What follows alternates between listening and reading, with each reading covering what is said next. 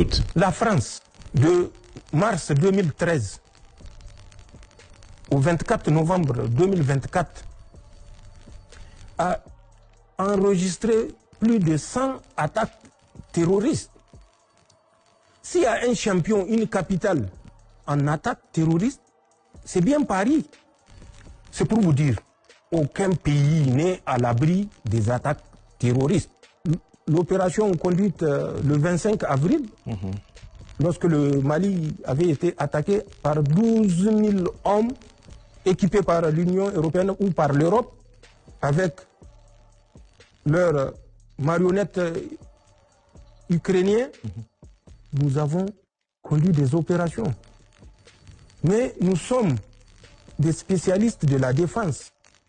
Nous sommes des spécialistes du secret.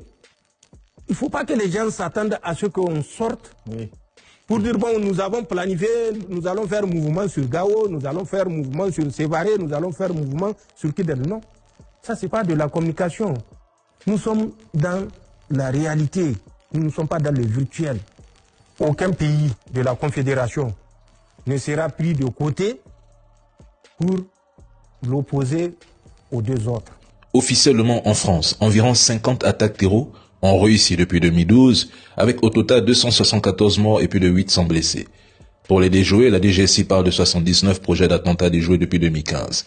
Au total, si on additionne les deux, on dépasse largement les 120 attaques terreau. Donc le terreau ne signifie pas AES. Et concernant l'Alliance, j'espère que tout est désormais assez clair. À ceux qui passent leur temps à réclamer des réponses sur l'intervention de la force unifiée lorsque le Mali est attaqué, je vous invite prochainement à vous rendre vous-même au Mali pour constater la réalité sur le terrain et obtenir vos réponses. Désormais, c'est comme ça. Le 25 avril, lorsque le Mali a été attaqué, les drones d'Ibrahim Traoré, la force unifiée, le Niger, tout le monde s'est engagé dans le combat, tout le monde était mobilisé. Il faut franchement féliciter l'AES car repousser une offensive menée par près de 12 000 terreaux, soutenue par l'Occident, représente une performance impossible à réaliser il y a encore quelques années. Et ça démontre que l'AES a de très bons partenaires. Et alors je vous parle, le Mali, le Burkina Faso et le Niger disposent sans débat des armées les plus aguerries et les plus puissantes d'Afrique de l'Ouest. Elles ont acquis une expérience considérable, se sont adaptées à la guerre asymétrique et continuent de renforcer leurs capacités.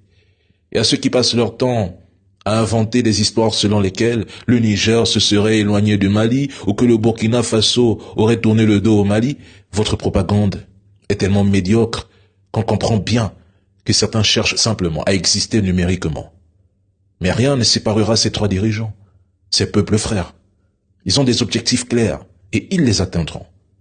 En moins de 4 ans, ils ont entrepris des changements que leurs prédécesseurs n'avaient jamais réalisés. Avant eux, le Mali, le Burkina Faso et le Niger s'enfonçaient dans l'insécurité et la pauvreté, pendant que les politiciens corrompus véreux s'enrichissaient, envoyaient leurs enfants étudier dans de grandes écoles à l'étranger et achetaient des villas, des voitures, tandis que leur propre peuple continuait de souffrir. Faut pas oublier le passé, hein. C'est très important.